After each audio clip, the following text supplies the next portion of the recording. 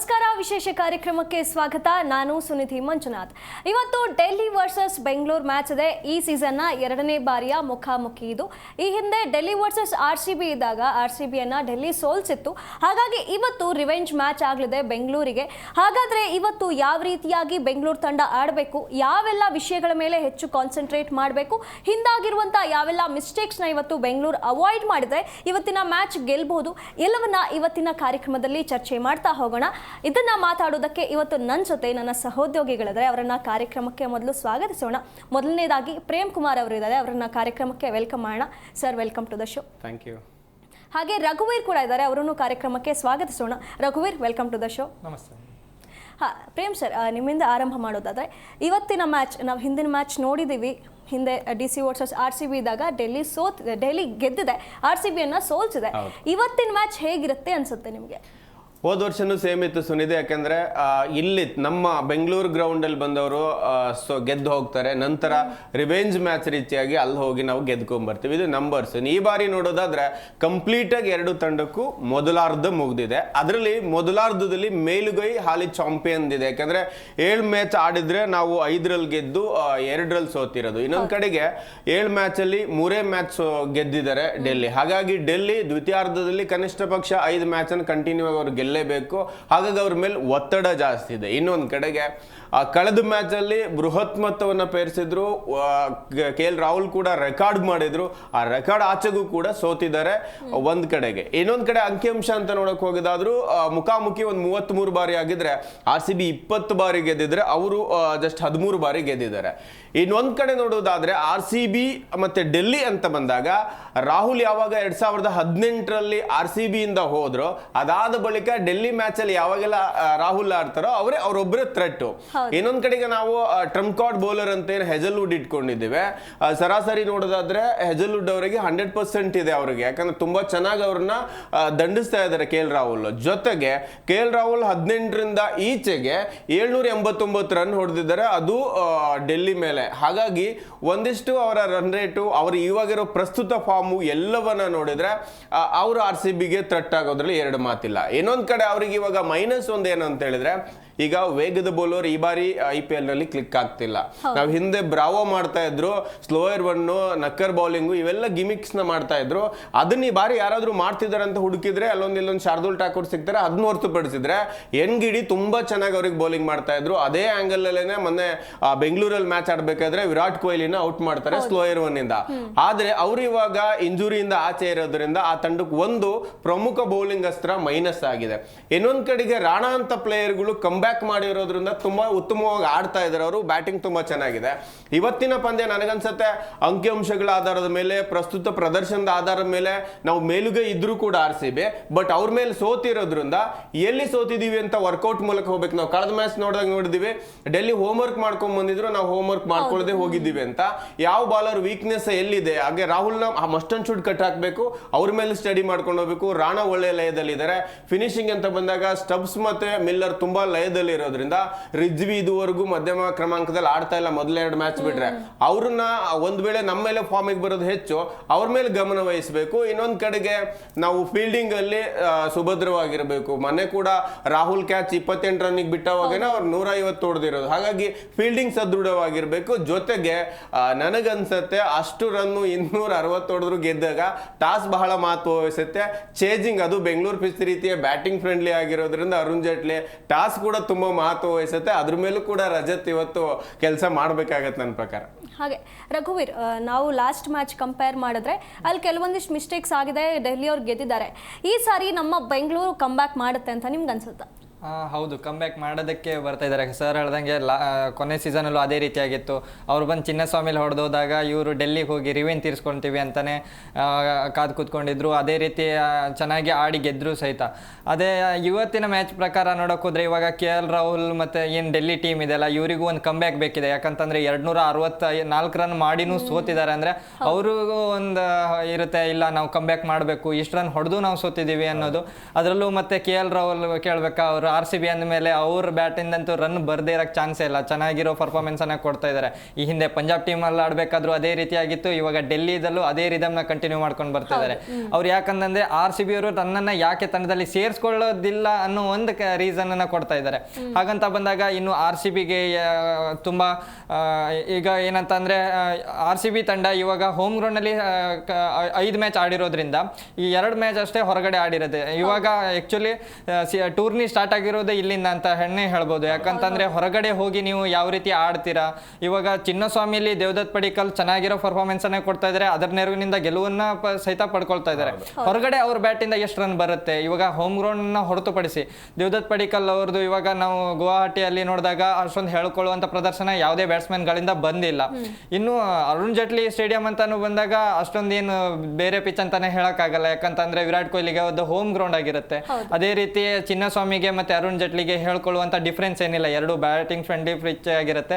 250+ score ಆಗಿದೆ ಹಿಂದಿನ ಮ್ಯಾಚ್ನಲ್ಲಿ. ಎಲ್ಲಾದರೂ ಪಿಚ್ ಬದಲಾವಣೆ ಆದರೂ ಸಹಿತ 800 ಅಂತೂ ಖಂಡಿತ ಬಂದೇ ಬರುತ್ತೆ.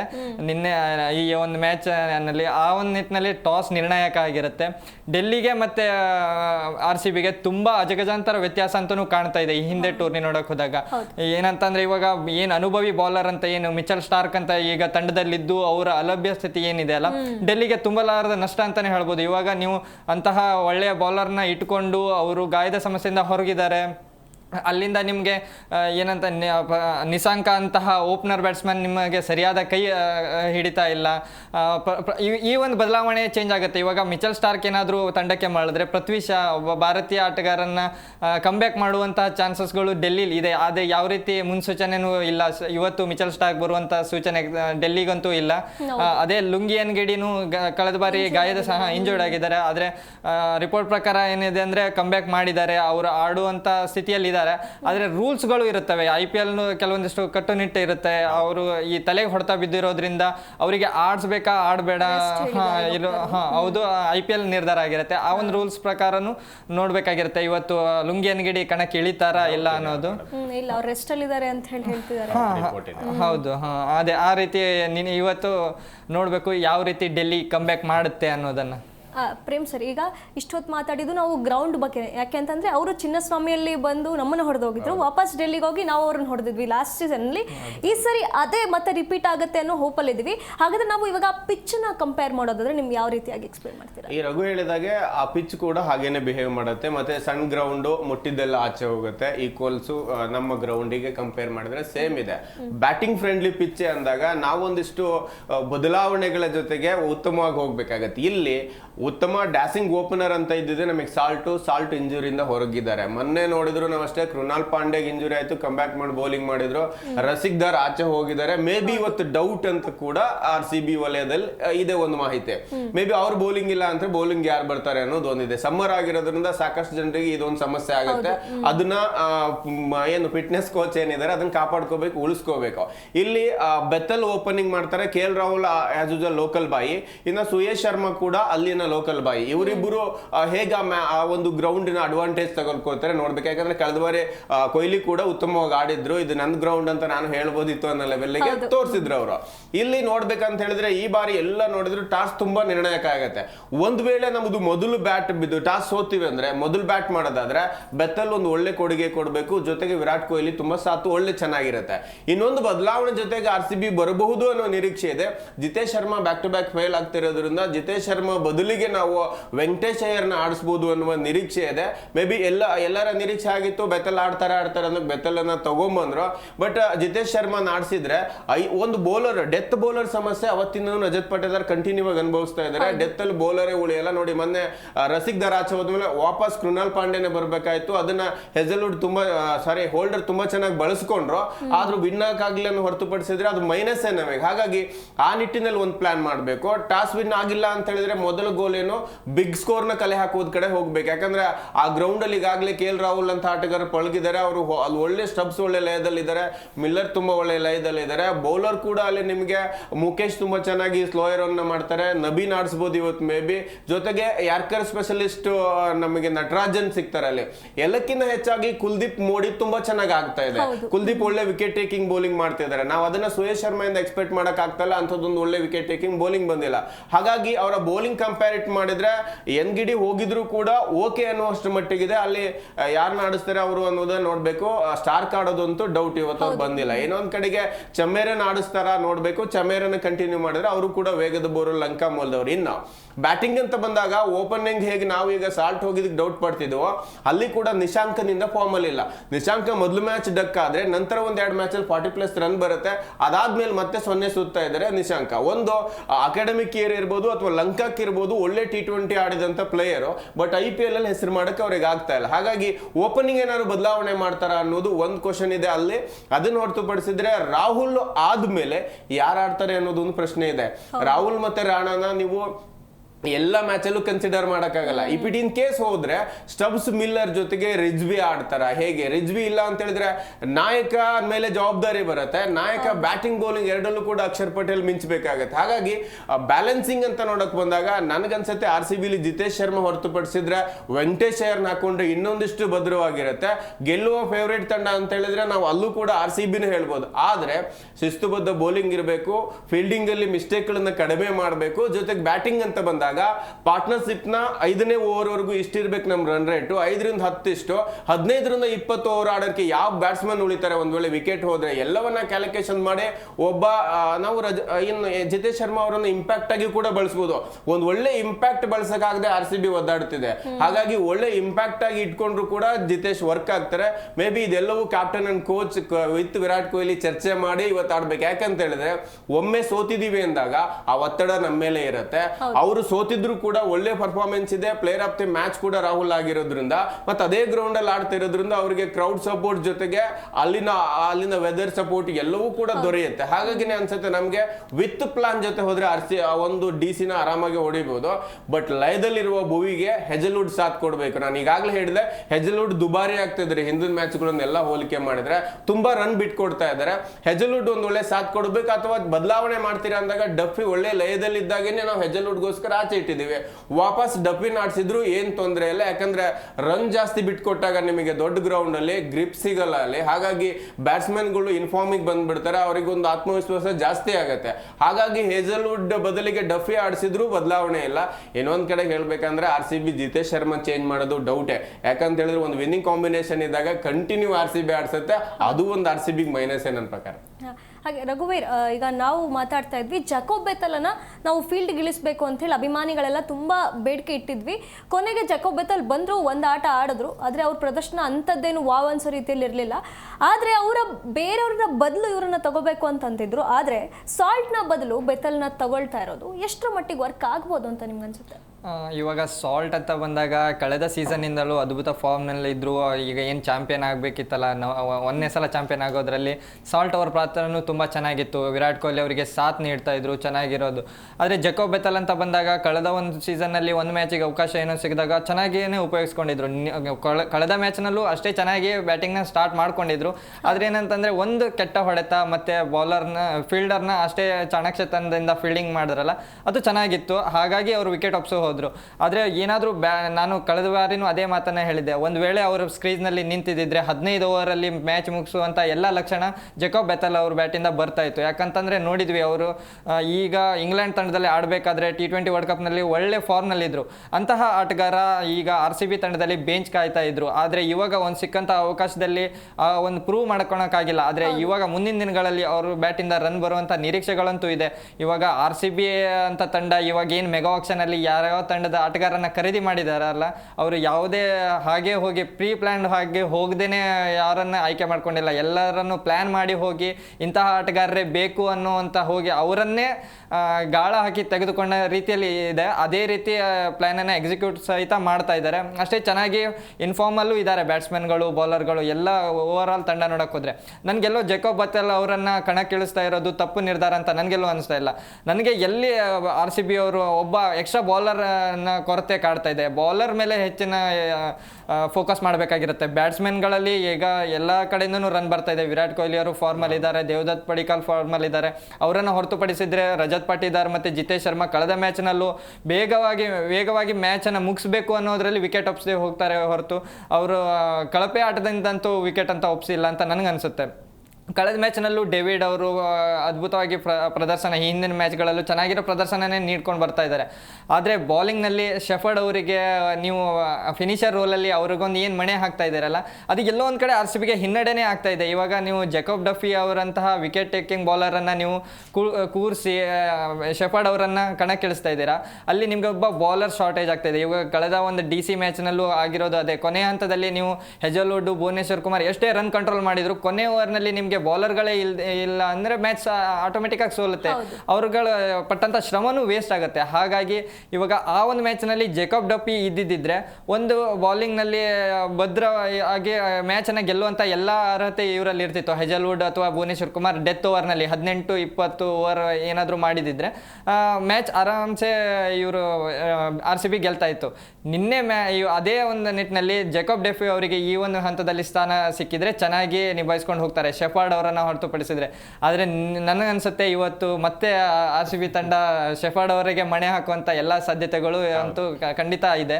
ಇನ್ನು ಡಿ ಸಿ ಅಂತ ಬಂದಾಗ ಡಿ ಸಿಲೂ ನನಗೆ ಅನಿಸುತ್ತೆ ಕೆಲಿ ಜೆಮಿನ್ಸನ್ ಮತ್ತು ದುಷ್ಮನ್ ಚಮೇರಾ ಏನು ಹೇಳ್ತಾ ಇದ್ದಾರಲ್ಲ ಸರ್, ಅವರನ್ನು ಕಣಕ್ಕಿಳಿಸ್ಲೂಬಹುದು. ನಿಶಾಂಕ್ ಅವರನ್ನು ಒಂದು ಇಟ್ಟು ಭಾರತೀಯ ಓಪನರ್ಗಳನ್ನು ಯಾರಾದರೂ ಆಡಿಸಿದ್ರೆ ಚೆನ್ನಾಗಿರುತ್ತೆ ಅಂತ ನನಗನ್ಸುತ್ತೆ. ಹಾಗೆ ಒಬ್ಬ ಕಾಲರ್ ವೇಟ್ ಮಾಡ್ತಿದ್ದಾರೆ, ಇದ್ರ ಬಗ್ಗೆ ಮಾತಾಡೋದಕ್ಕೆ ಒಬ್ಬ ಕ್ರಿಕೆಟ್ ಅಭಿಮಾನಿ ಮಾತಾಡೋದಕ್ಕೆ ಇದ್ದಾರೆ. ಹೇಳಿ ಸರ್, ನಿಮಗೆ ಇವತ್ತು ಆರ್ ಸಿ ಬಿ ಮತ್ತೆ ಡಿ ಸಿ ಮಧ್ಯೆ ಇವತ್ತು ಮ್ಯಾಚ್ ಇರುವಂಥದ್ದು. ಈ ಹಿಂದೆ ನಾವು ಸೋತಿದ್ದೀವಿ R C B D C ಮುಂದೆ. ಹಾಗೆ ಇವತ್ತು ನಾವು ಡಿ ಸಿ ಮುಂದೆ ಯಾವ ರೀತಿಯಾಗಿ ಗೆಲ್ತೀವಾ ಅಥವಾ ಸೋಲ್ತೀವಾ, ಗೆದ್ರು ಯಾವ ರೀತಿಯಾಗಿ ಗೆಲ್ಬಹುದು ಅಂತ ನಿಮ್ಗೆ ಅನ್ಸುತ್ತೆ? ಕೇಳ್ತಾ ಇದೆ, ನನ್ನ ಧ್ವನಿ ಕೇಳ್ತಾ ಇದೆಯಾ? ನೀವು ಇವತ್ತು ಡಿ ಸಿ ಮತ್ತೆ ಆರ್ ಸಿ ಬಿ ಮ್ಯಾಚ್ ಇದೆ. ಹಿಂದಿನ ಬಾರಿ ಮ್ಯಾಚ್ ನೋಡಿದ್ದೀರಾ, ನಾವು ಆರ್ ಸಿ ಬಿ ಅವರು ಸೋತಿದ್ದೀವಿ. ಆದರೆ ಇವತ್ತು ಮತ್ತೆ ಅದೊಂದು ರಿವೆಂಜ್ ತಗೊಳಕ್ ನಮ್ಗೆ ಚಾನ್ಸ್ ಸಿಕ್ಕಿದೆ. ಹೇಗೆ ಆಡ್ಬೋದು ಆರ್ ಸಿ ಬಿ ಇವತ್ತು? ವಿರಾಟ್ ಕೊಹ್ಲಿ ಕೆಲವಲ್ಲ ನಿಂತಾಡಿದ್ರೆ ಗೆಲ್ಬಹುದು ಅನ್ಸುತ್ತೆ. ಹಾಗೆ ಯಾರೆಲ್ಲ ಇವತ್ತು ಒಳ್ಳೆ ಪ್ರದರ್ಶನ ಕೊಡ್ಬೋದು ಅನ್ಸುತ್ತೆ? ಅಫ್ಕೋರ್ಸ್ ವಿರಾಟ್ ಕೊಹ್ಲಿ. ಹಾಗೆ ನೆಕ್ಸ್ಟ್ ಈಗ KL ರಾಹುಲ್ ಒಳ್ಳೆ ಆಟ ಆಡ್ತಿದ್ದಾರೆ. ಅವರು ಹೀಗೆ ಕಂಟಿನ್ಯೂ ಮಾಡ್ಕೊಂಡು ಇವತ್ತು ಮ್ಯಾಚಲ್ಲೂ ಒಳ್ಳೆ ಪ್ರದರ್ಶನ ಕೊಟ್ಟರೆ ನಮ್ಗದು ಟಫ್ ಆಗ್ಬೋದಾ? ಆಗ್ಬೋದು. ಧನ್ಯವಾದಗಳು ಕಾರ್ಯ ಮಾಡಿದ್ದಕ್ಕೆ. ಸರ್ ಪ್ರೇಮ್ ಸರ್, ಈಗ ನಿಮ್ಮ ಹತ್ರ ಮಾತಾಡೋದಾದರೆ ಮೊನ್ನೆ ಪಂಜಾಬ್ ವಿರುದ್ಧ ಆಟ ಆಡಿದ್ರು ಡಿ ಸಿ. ಒಳ್ಳೆ ಟಾರ್ಗೆಟನ್ನೇ ಕೊಟ್ಟರು, ಆದರೆ ಅವರು ಆ ಒಂದು ಟಾರ್ಗೆಟನ್ನು ಪಂಜಾಬ್ ರೀಚ್ ಮಾಡ್ತು.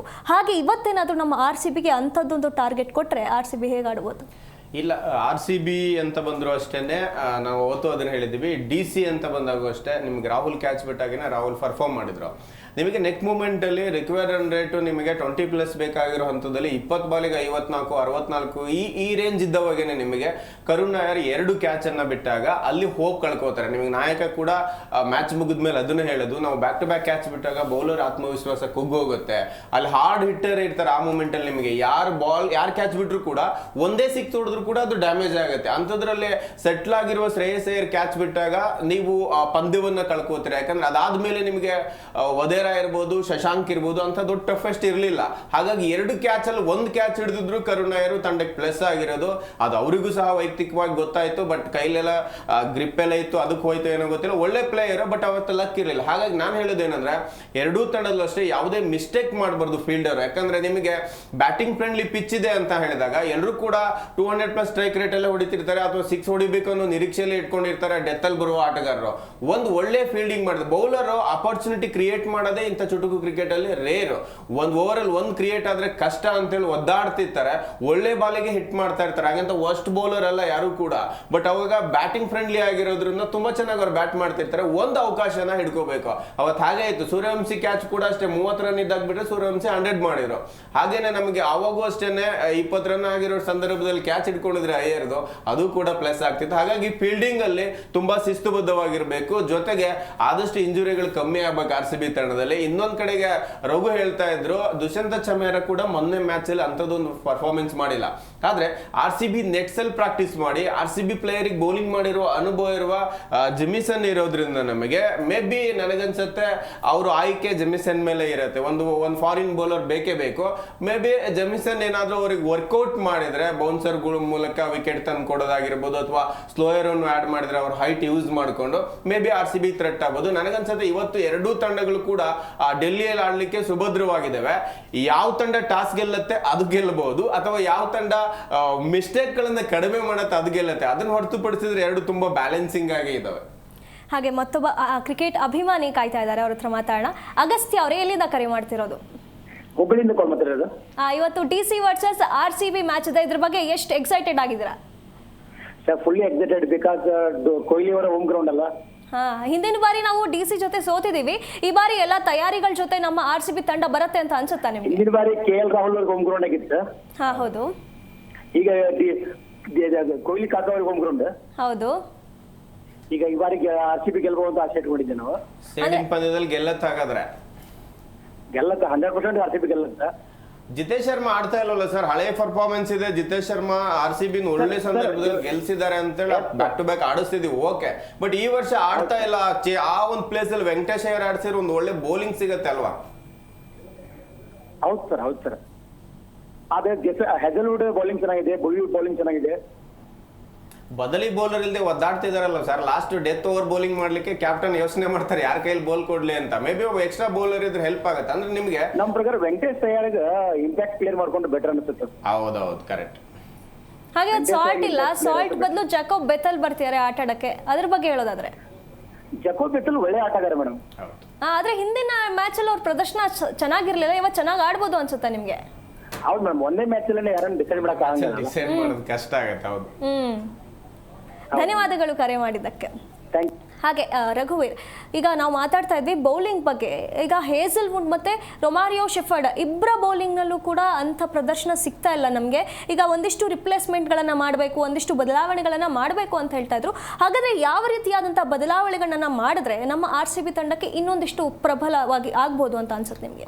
ಅದೇ ಇವಾಗ ವೆಂಕಟೇಶ್ ಅಯ್ಯರ್ ಅವರನ್ನ ನೀವು ಮಿನಿ ಆಕ್ಷನ್ ಅಲ್ಲಿ ನೀವು ಅಷ್ಟೊಂದು ಕೋಟಿಗಟ್ಟಲೆ ಕೊಟ್ಟು ಬಿಡ್ ಮಾಡಿ ತಗೊಂಡಿರ್ತೀರಾ. ಹೌದು. ಕಳೆದ ವರ್ಷನೂ ಅವ್ರಿಗೆ ಅಷ್ಟೊಂದು ಹೇಳ್ಕೊಳ್ಳುವಂಥ ಪ್ರದರ್ಶನ ನೀಡೋಕ್ಕಾಗಿಲ್ಲ. ಆದರೆ RCBಗೆ ಬಂದಂಥ ಒಂದೇ ಒಂದು ಸಿಚುವೇಶನ್, ಅದು ಕ್ರೂಷಿಯಲ್ ಸಿಚುವೇಶನ್. ನಿಮಗೆ ಬ್ಯಾಟಿಂದ ಟೀಮ್ ರನ್ ಬರ್ತಾ ಇಲ್ಲ, ಸ್ಕೋರ್ ಆಗ್ತಾ ಇಲ್ಲ, ಅಂತ ಹಂತದಲ್ಲಿ ಫಿನಿಶಿಂಗ್ ರೋಲನ್ನು ಚೆನ್ನಾಗಿ ನಿಭಾಯಿಸಿದ್ರು. ಅವರು ಕೋಲ್ಕತ್ತಾದಲ್ಲಿ ಆಡಬೇಕಾದ್ರೆ ಓಪನಿಂಗ್ ಬರ್ತಾ ಇದ್ರು. ಆ ಒಂದು ಸೀಸನ್ ಅವರು ಫೈನಲ್ಗೂ ಬಂದಿದ್ರು, ಚೆನ್ನಾಗಿರೋ ಪರ್ಫಾರ್ಮೆನ್ಸನ್ನೇ ನೀಡ್ಕೊಂಡು ಬರ್ತಾ ಇದ್ರು.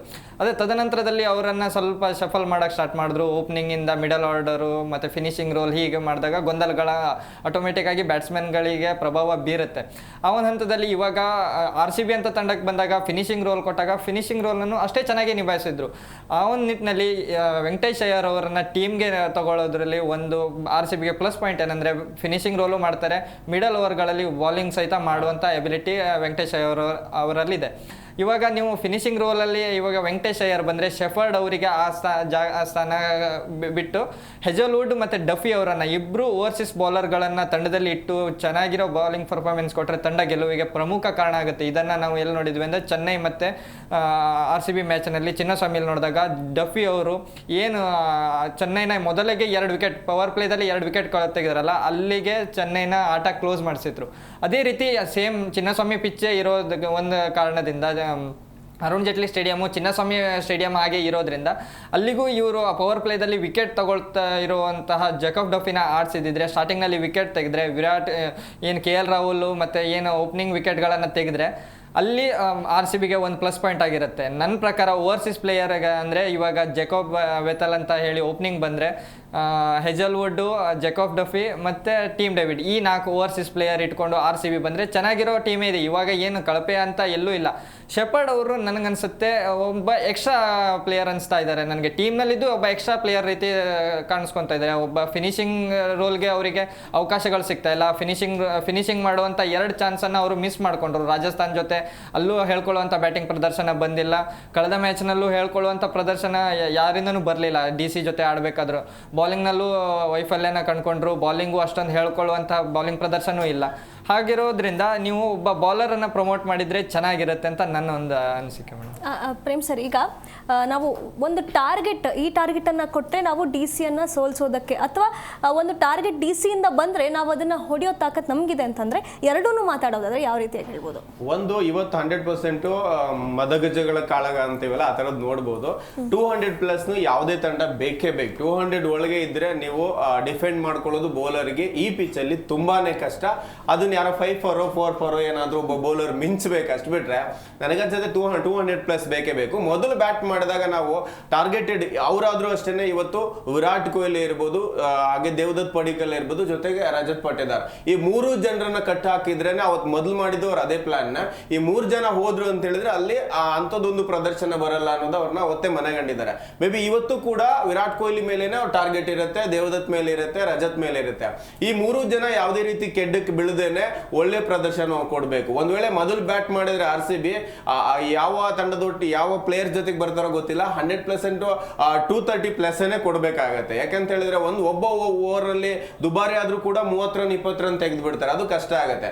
ಮೇ ಬಿ ಅವರು ಏನಾದ್ರೂ ಓಪನಿಂಗ್ ಬಂದಾಗ ಆದ್ರೆ ನಾವು ನಿಶಾಂಕ ಆಡಿಲ್ಲ ಅಂದ್ರೂ ಫಾರ್ಮಿಗೆ ಬರ್ದಿರಾಗಿ ನೋಡ್ಕೋಬೇಕು. ಒಳ್ಳೆ ಡೇಂಜರಸ್ ಪ್ಲೇಯರ್. ಇನ್ನ ಫಾರ್ಮ್ ಅಲ್ಲಿ ಇರುವ KL ರಾಹುಲ್ ಅವ್ರನ್ನ ಆದಷ್ಟು ಬೇಗ ಕಟ್ ಹಾಕ್ಬೇಕು. Nitish Rana weakness back to back duck ಆಗ್ತಾ ಇದ್ರು, ಅದು ಎಲ್ಲಿ ಅಂತ ಒಂದು ಕಂಡು ಹಿಡ್ಕೊಂಡು ಅದ್ರ ಮೇಲೆ ಬೌಲಿಂಗ್ ಮಾಡ್ಬೇಕಾಗತ್ತೆ.